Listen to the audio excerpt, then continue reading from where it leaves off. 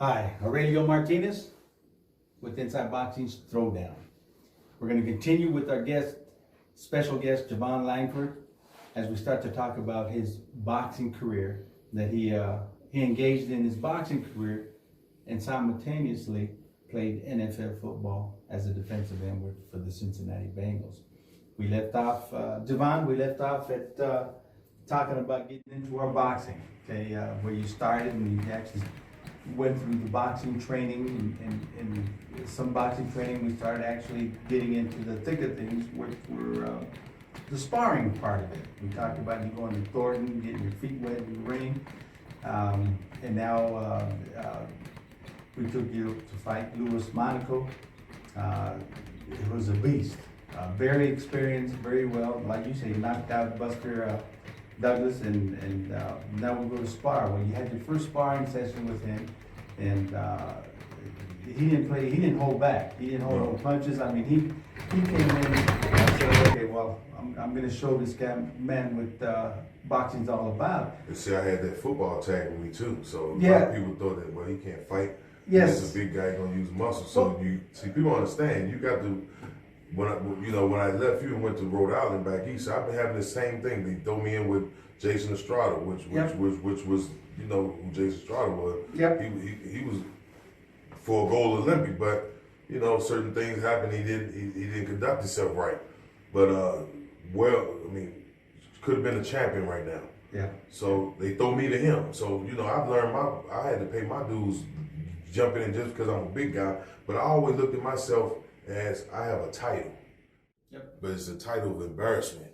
People want to really embarrass you. You see what I'm saying? Show you that you don't be there. So, you don't belong here because you didn't go through the whole. And they seen that, like Too Tall Jones and some of the other football players. The one that was a big back, he's from college and went in. So they just don't take football players seriously when they get into the boxing game because they realize that they're not going to make it. But one thing they didn't know Jevon. They didn't know his goals, his mentality, understanding what he's into. Well, I also understood both worlds. I know the average football player, like I said, I boxed before I played football. So I've had a foundation of understanding technique, things like that, but it's like golf, like we were saying the other day. When you lay the clubs down, that timing, that defined twitch muscles, they dull off, and you got to spend the time to get them again. Anybody can brute hit a drive. That's why you say everybody want to drive all the time. But when they get down to chipping and things like that, that's fine. Those small twitch muscles, which like in boxing, that turn in the hook, uppercut, short shot shit. So that's the difference between me and football players, where football players don't understand that. See what I'm saying? They football is a volatile sport where everything is collision. When you come into boxing with that, see what I'm saying? You get tired, and a boxer knows that. So the bigger guy always has a disadvantage if he doesn't know how to use his strengths. You see what I mean? So that's the difference. When we say, and I see that gives them an advantage when they look at that. Yep. So it makes it harder for you to try to prove that that I can do what y'all are doing. Okay. So now we got that. So you get an understanding. Okay, let's go back. We sparred with Monaco. Monaco brought everything. He didn't hold back. He brought his punches, connections. So what do we do? So Jevon, we're going back. Next day. Okay. The next day we going back. Okay. Well, we get a couple rounds in, and then Clarence Caden say, "We good." They quit. I rocked his ass right back. Okay, right. And I remember he's sitting down, Monaco, because I know them both. I know Louis Monaco very well, and I know his coach, Clarence Thatch, back then. Okay, so Clarence Thatch, they had all the MMA at one time, all your top MMA guys in the early going. But anyhow, Louis is taking off his wraps and he's sitting down. Because he just couldn't finish the sparring session. He looked at me and he says, your man came ready today. Yeah. That's the big game changer. Okay? That's when we know he's ready. So we got to get him now. Now it's time for him to get in the ring and start that professional career. And that's what we did. That's right. Talk about the beginning of your career. I mean, because remember, you still had to finish up and go back to training camp. I sure did. Well, I had to go to mini camp first. Yeah. So I think we got those 2 fights knocked out before I went. Mini camp starts in July. So I came out here, like I said, like 6 months prior to that and gave my own off season to that. So, we had our first fight with John Lewis up in Black Hawk. I couldn't sleep at night because now I'm going into a crowd, but it's not, I have no problem performing in front of a crowd, but now it's you and the other person. That's it. That's it. You know what I mean? So, a lot of people, it takes a lot of courage to walk. First of all, just feel what it feel like walking up them damn stairs and you going into a battle arena. Just you ain't no team, ain't no time out tying your shoes, ain't no hit. Yeah. You got to stand up. That's when your manhood is online, man. So, a lot of that, and that was my first pro debut. And I went out there like a wild man, remember? I do. I was trying to, all I would think was just knockout. Yeah, I got the TKO, but it was so ugly, man. It was so ugly. So things had to take in, it was experience I had to keep getting, but yeah. And you did, and you made a pretty good career. So you ended up with 6-1. Yeah. And that's pretty much where everything got into a pause, and you started. Well, when I left you, after those 2 fights, then I went up to CESG, Jimmy Burford now. I did 2, because I could only get like 2 fights every off season. Right. You know what I mean? Right. Because you got to remember, when I'm in football, I'll be like 300 or 290, then I'm coming down to like 270 or 260, something like that. With you, that was the best shape of my life I ever came in. I got down to 265 when I went back to minicamp to them. I mean, all them guys were looking at me like, damn, man, where I'm going? Jake, they call me J-Rock. They tested me. I would come in the locker room to stick on my locker for steroid tests and everything. I passed all my tests, but that's how dedicated and ripped I was. I was ripped up at 265, running fast. I was doing hella good in camp. And these people told me they didn't like it because it was almost like you was creating a platform for yourself. It's a conflict of interest. In the pros, you can't even go skiing or ride no motor. You ain't supposed to. You can get cut for that. But they was calling him and telling him we ain't doing no more boxing. He ain't gonna do no more boxing. He's done it. We gonna cut him. We got by with that for 4 years. With you, with 2. Yep. They didn't bother Jimmy and them or whatever. But I just had the attitude, forget I'm gonna do it. They didn't cut me, but I knew there was something always behind that when I did. But I ended up being up there in Rhode Island with them, and I started. This is where the undiscipline kick in. I don't know if I was just tired mentally, but something I started drinking. I started doing, promiscuous, being very promiscuous, things like that. Adulterous. But see, you didn't have a trainer that cared for you. Yeah. No, but before we get into that, I just want to mention, when the calls were coming in about, hey, we need him over 300 pounds, expensive. I was too skinny, too small. Yeah, the calls came in. I said, listen, you don't understand what you have. Because I've trained a lot of other athletes. Clarence K from the Denver Broncos is one of them. Okay, one of the best. I said, you don't understand what you have. I said, you got to take what you have. You got the opportunity to have a big, strong defensive end that can stay in, that can move, that knows how to leverage his body, and he's not. You're not just using dead weight and stuff. And to be honest with you, you were just way ahead of your time for that kind of time. Now you see the football players all want to look at them now. And they condone it. The team.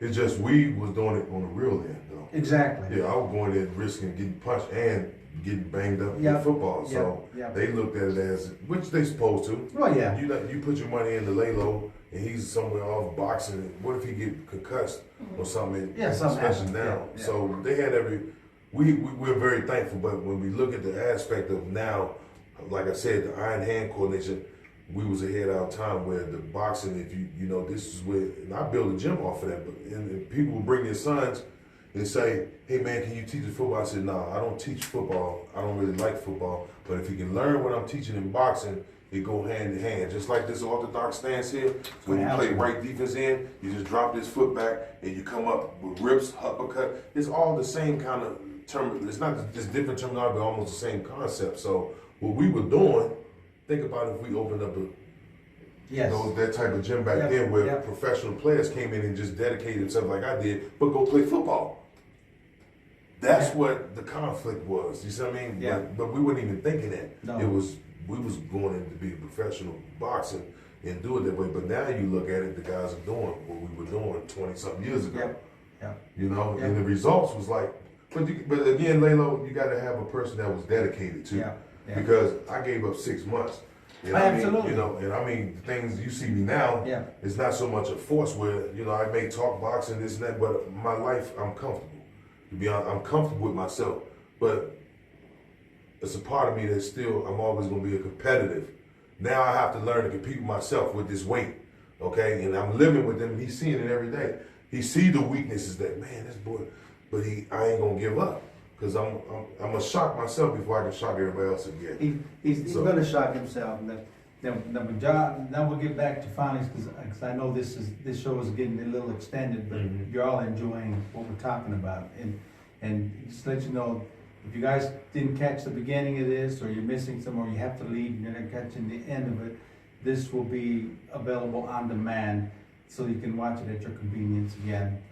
But what I wanted to talk about now, Jevon, now today where he's at, okay? You can talk a little bit about, you know, you opened up a boxing gym in Oklahoma, and you spent years out there training, teaching the art of boxing, the sweet science of boxing. And people love you for that, because I see the comments. I see the people watching right now are a lot of your clients and your scholars back then. Well, let me say it like Go this. ahead.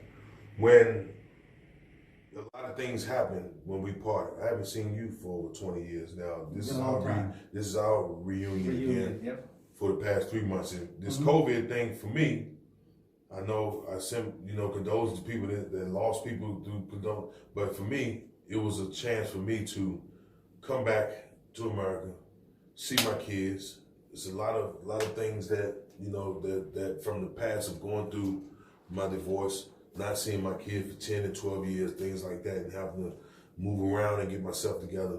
That gym I opened up in Oklahoma Stillwater was very therapeutic. Like I said, what some people may call this or call that, I've always had a different way of what I do my thing. They call it a gym. I mean, they whatever they call it, I call it therapy. Because what I was giving those people, and they know it, the ones that stuck in my head, people be there 67 years in my gym. I'm giving me my gym, my J-Rock boxer. They call me J-Rock. My son name is Rock, R-A-U-K. So I named it that. But it was more of a healing place, because at that time I came down off a third failed marriage. I came down to Oklahoma from Coach Miller said, "Come on down and live with me and get yourself together." Well, getting myself together when I knew what I needed now after what we was talking about in the beginning, what a college degree supposed to be, I went back to Oklahoma State and asked, I said, "Can I now finish up my courses? So, because I know what to do with the paper, what I need." Yeah. See, this is how close I was getting ready to be coaching football, man. God, man, I'm telling you, he do some mysterious things to you. That Jevon is done. I don't even want you teaching football to nobody, so they can, because everybody don't have the ability what I gave you to pull yourself out of what you went and dug that rut, seeking your own identity, man. Yeah. See, it's a mistress, man. It's a mystery behind a lot of this stuff. So, you know, I hit rock bottom, man. You know all this about my kids and things. So when I went to Oklahoma, I've always had this sense of pride about myself. I didn't hang my head down. So I went to Miller. I said, "Kevin, can I get it back?" Well, first of all, we got to get you in school. We got to do all this. Then I'm like, okay, now it's the pimping system. You got everything you got on me. Was that scholarship even real?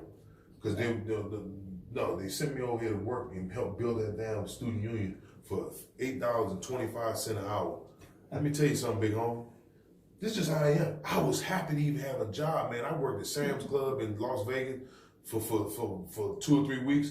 I'm just saying, man, telling me how to stack Gatorade, man. You know, I said, I'll stack it, all right? I stacked that shit about 8 feet tall, man, on the edge house. You know, they told me on my lunch break, I said, the hell with you, I ain't coming back anyway. You know what I mean? Because it's not that I can't take orders. It's not that I'm too good. It is not, I'm expecting that, but hey, brother, I need some help. And I'm not looking for him, but I need to get some stability back in my life, man. You see what I'm saying? That's why I know I have the key element for professional athletes that's dealing with what they're dealing with. Do I have the time to sit down and teach people the mental part of what I went through? You can teach this, man, because they've already taught themselves how to mind wrestle with themselves, to manipulate themselves to get up every day and do something that everybody can't do. That's what makes people quit. So I have that. It's there. You see what I'm saying? I ain't got to get no degree to be a psychologist. I know it. So, because I did it with myself, I twisted my mind up. So, you know, when I got to Oklahoma State, man, I did that, and they gave me that $400 damn check every week. I said, I don't know what to do with this. That's when the shit hit the fan, bro. So I had an old girl I used to know when I was there. You know, she was old then. I mean, I was like 40 and I was 20, so you know how that goes. Yeah. She liked that. So, now she was 32. So when I got back down there, man, she was like 50 something. I literally stayed upstairs. She gave me a place to stay and everything. And I said, look here, I'll call the NFL. I'll get this little thing because they like to give you handouts, keep you complacent. Man, give me my damn money. My phone will give you $10,000 to help you do. So I said, look here, let me let you take this money and I'm gonna get on to this field. I quit that construction job they had me doing. That was the help they supposed to gave me because now they knew. I'm gonna tell you something, man. This is all a game. And to these young people that's listening, especially if you're a minority, it's a pimping game, man. Okay? It's called entertainment. Like I say, as minorities, we've never been lifted up or respected of anything other than our athletic or singing or entertainment attributes. But anytime it comes to being, you know, on level with something where we talk about mind stuff or thing, no, we want to hide that or give us the blueprint to that and let us go ahead and take it. We'll cut you off money to hide it. So that's what I looked at all that. That's why they didn't let me get that paper because, man, I had been to the top. And that defensive line coach at Oklahoma State, he's just a college coach. Now, who's qualified? I'm qualified for it. Okay, so I didn't even mind wrestling with them on later. I just went on. So I said, you know what, forget this job over here. And I started charging $50 a month. She's already paid off. Now that way I can save everything I got and let me focus and get back on. Okay, Bahati just was born. I went through another case of that. 2 years I've been with him and I'm out his life gone. So I said, man, I'm done with that, man. I took my excursion I had left from the first divorce, everything I had.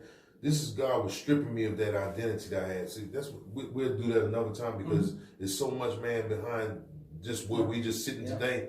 There's so much behind where I had to get to this point. And I ain't been on no medication. I ain't been no psychiatrist. I ain't been in no doctors. You got to learn. You got to do it. That's just it. You see what I'm saying? So, you know, I did that $50 a month. Holy mitts. I ain't had no bags, but my composure, who I was, it wasn't even about. I'm a professional in my mind, and you know these people like, oh man, I remember you played. They woo with that, but I want you to do this here and do what I'm asking you to do and hit these misses so I can join in with that. Then I had the money to save for $900 a month for this little room thing, this little 900 square feet. It was $420 I paid. I called it a gym. I don't care what you look at it. I call it a gym. I had 2 bags, but these people, you know, and I know we're gonna have some Caucasian viewers, and I'm just gonna be straight up and say, look. What I've learned, they love to see the struggle because I've had them come, rich guys down there. They say, Jevon, I love your passion and resilience. I wish I could have that. If we understood how to stand up more for ourselves and have the self-respect and some dignity for ourselves, you'll find out these people respect that because they're learning that because they don't understand it. So my gym was based off of that. Boxing was just a platform to draw you in. Who I was as a football player was just to draw you in to hear my story. And then the story was not so much verbal, it was physical because I was helping changing people's lives. If you were down there, I would have tore you up. And you would be one of the ones have an impact, say, bro, this man, he gave me for what he was charging. What motivates him? What motivated me, man, I ain't want to be back where I was. I've been poor. I've been to the top. I've been broke back down even further than concrete can take it with caliche is. And I say, man, I ain't going back down there. I didn't have to get on drugs. I ain't have to get on dope. I came to this man's house drinking one day, talking about resurrecting career. But, you know, the alcohol had me. I brought my dog with me.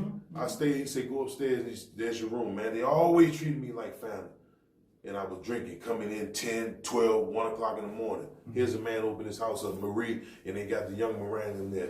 I said, lay low, take the keys back, man.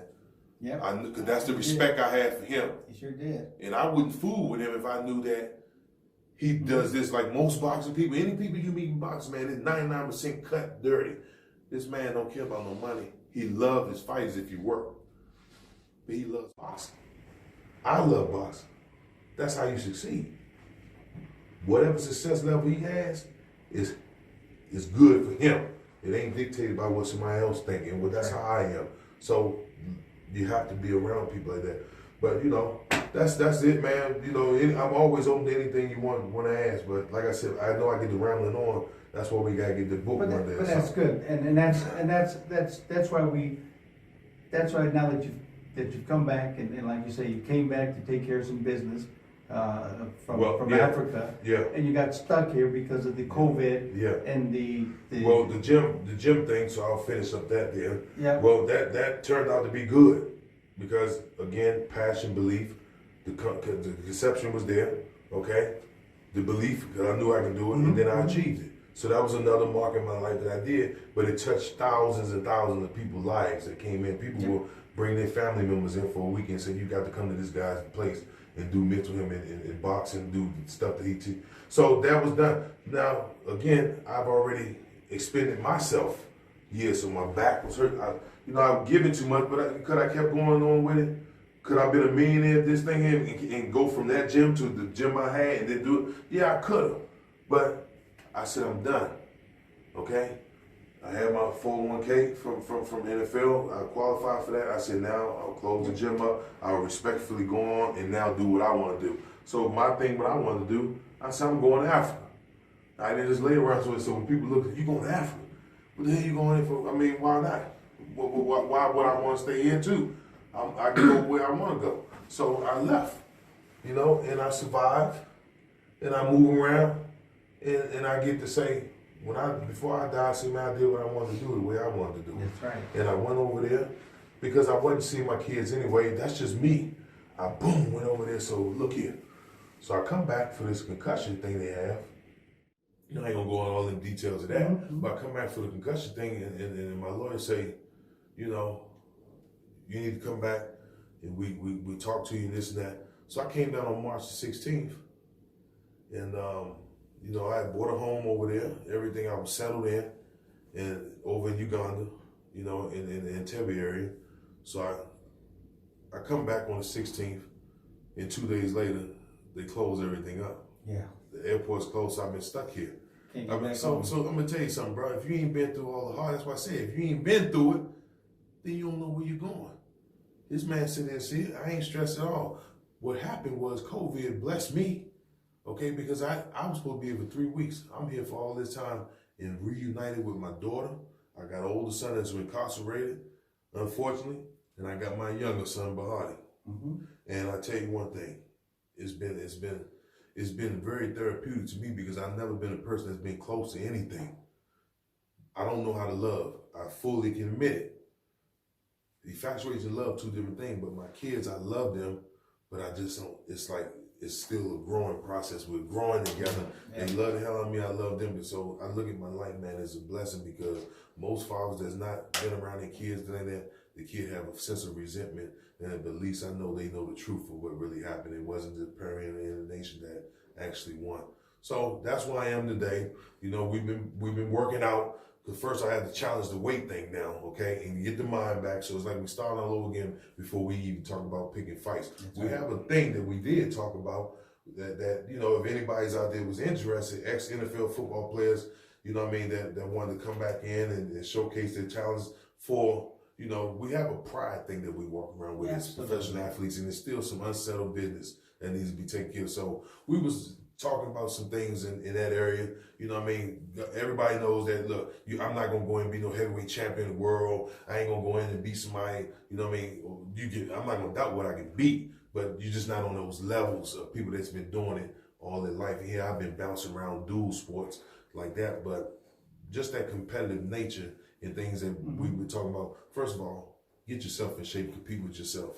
and then let's see, Jevon, what we have available. And that's where we at now. And, you know, I'm in the process now. You know, Monday I'm actually leaving because I'm going to Houston because I can't afford nothing here in Denver. I'm going to Houston to find me a home. And then Camp is always back here again to, we both look each other eye in the eye and say, hey, brother, we're done. We did the best everything we can do. And I ain't stupid enough. He ain't stupid enough to be in there acting like we're gonna do a George Foreman scene or 50 years old walk around chasing what $200. But it's just a competitive nature, and I pass all my tests and things like that. Then you're gonna get beat. And that's what I'm talking about. We got a plan. There's a method to all this madness. First is his weight. He's come down a lot in weight. He's over 400 pounds when he came back. Been doing shakes for 4 days in water. Pissed his head. I can't get no chicken. Got him in the gym. The beautiful thing is this COVID came in, shut all the gyms. So for my other professional fighters, got to keep them busy. So I converted my 2-car garage into a gym. Right. Okay, now we got 1, 2, 3, 4, 5. 5 heavy bags, a double end bag, the speed bag. We got everything that's needed. Everything you need. And we're working hard. My professional fighters are training. They're training for fights. Our director here that does the video here, Raul Hatar, has been with me for a long time. He's got his gym in Longmont, Colorado North. So we know the business. So, you know, I told Jevon, let's get in here before we even talk about ring action, getting back into the ring. We're going to talk about you, okay? You're not going to get in the ring at 400 pounds, okay? No. We don't care. People talk to you and say, well, your experience can carry you. Well, you got guys that can do it. But I have enough dignity about myself that when it's time to peel off, I always look at things. You are a franchise and you're marketable. And okay, so So, and you have a story to go with that. And still, I'm living a story with you right now. This is all going to the book one day. How you came back for it. You've been there. It did, but I mean, it's so many things, man, that people want. Like I told my son-in-law last night. He ain't my son-in-law, but we had some words last night down the house. Anyway, last night. But I told him, I said, look here, man. Anything you believe in, you want to do, you got to go step one out there and do it. A lot of time people worry about what other people think. You got to be an individual. You see what I'm saying? You got to have a passion, and you got to go pursue that passion. You see what I'm saying? That's right. That's right. So anyway, we're going to talk about it. We're going to have him back here because we want you to follow his career. He's not an old man. He still has a lot into him. But now we've completed the first phase of wherever he's going to go. Okay, whether it's back in the ring or what it is, we completed that first phase. So he's dropped at least a good 50 pounds since he's back here, okay? So what I'm saying, once we get at that 300 mark, okay, or a little below, then we can sit down and talk about what's the next move. What's the next move. So you all just go ahead and stay with us and stay on, follow Jevon and his career. I'm excited. Just that he's still who he is, mentally, physically. He does what he's going to do. He's going to say, and he takes it. I mean, it is hard for me to come back to the family and we come back with smothered burritos. Oh, dude, I don't trip on that. I know you don't. That's what I'm saying. I don't trip. But I think they feel more bad because. No. When I want to get busy with them, I go get busy. But like I said, this is a good part, and you getting to witness this, Laylo. What makes a person who they are, where he's seeing the back and forth balance. But that's just me. That's just me. Just when I was training Donald Camarena, 4-time WBC champion, okay, we go out. I knew the struggles. I boxed in my youth, 10 years of boxing, and he couldn't eat because he was struggling. So as a trainer, we're out of town and we're in training camp, I wouldn't eat, okay, because that's just me, okay. But anyway. So we don't drag this on. I know we've been on this extended, but we want you to follow him. We're going to have Jevon back time and time. We're going to have him back with other guests. So basically, just go ahead and we'll cut the show off there, and we'll leave it at that, and we'll surprise the public because we're not going to surprise ourselves. We know what we're doing. Okay, so follow us. Again, this video will be. This show will be available on demand as soon as we get everything, Raul Yuhatara, our director of video and show, here on Agi TV, he's got his work, because he's got to break this down into a couple of segments and a couple of part 1, part 2, and part 3, and but he's the man. He's the man. So him and his crew, his kids, I couldn't have a better partners in this whole deal. So, Jevon. Yes, sir. Let's stay in touch. I know you've got an appointment coming up. Yeah. And we're going to stay in touch. We're gonna stay You're living downstairs, okay? Yeah, we stay in touch, man. So, but be safe on your trip to Houston, and we'll see you next week. And, that's right. And we continue to venture. Yes, sir. Anything you want to say? Shout out to anybody. Do it now. I'll see y'all when we come back. Yeah, we'll be back, man. I like this. All right, guys. Stay tuned. I like motivating people. Thanks for joining us, and we'll see you next Sunday for another segment of Throwdown. Yeah. Okay. Gotcha.